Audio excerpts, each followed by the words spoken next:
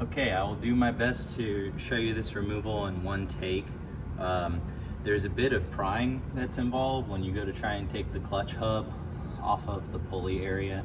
So I've already loosened fasteners and made it to where I can do this quickly and show you what we're working with. So first off, for tools, 10mm bolt in the clutch hub. I'm using an electric ratchet, so it creates an impact-like action. The pulley will spin if you try and do this with just a regular ratchet. You need something that can remove it quickly. So the bolt's going to come out, just a small bolt. Know that the next piece you're taking out is on a splined shaft, and behind it are some spacers that are keeping the clutch hub and the face of the mating area on the pulley apart. So you need to be really careful when you take it out, or pay attention that you will drop the spacers. I've already used a fancy tool called a flathead screwdriver and then some shim tools initially to loosen this. So you'll just rock it off, and I like to make sure the bottom drops first so I can capture these spacers. It'll just look like a washer. See, there's two of them in there. One of them was starting to fall out and the other one remains. What I'm keeping in here, these parts were from the RX-8 compressor. Both of the spacers were from the RX-8 compressor, and the clutch hub face itself, this is from the RX-8. The only piece that was from the Chinese manufacturer is this, the pulley itself. You can see some of my pry marks here where I was taking it off. This is a mating surface for a clutch, so big whoop, right?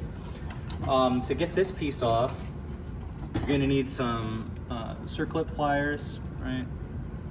And it's kind of a pain in the ass. You can see there's here and here.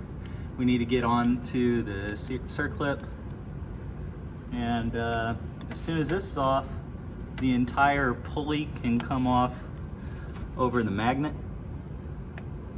So I'll try and do this. There we go, like we always do. We'll find that on the ground. But this can slide straight off. It's on a bearing surface. See the bearing in the back of it. This magnet was already installed on the Denso compressor for the RX-8. There's nothing else needed at this stage. It doesn't matter if you have this pulley. This was the 4-rib from the RX-8. Right, this will go on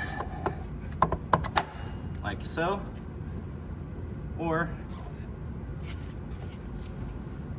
if we have the 6-rib that is for a Toyota Corolla that is only available in Europe and Asian markets and not North America. To put it back together is the reverse of what you just saw for putting it in. So first goes the C-clip. Second, make sure that you have your spacers. If you don't have your spacers, when you put this back in, the clutch mating surface will drag and this pulley won't free spin whenever the clutch isn't engaged. Anyway, that's it.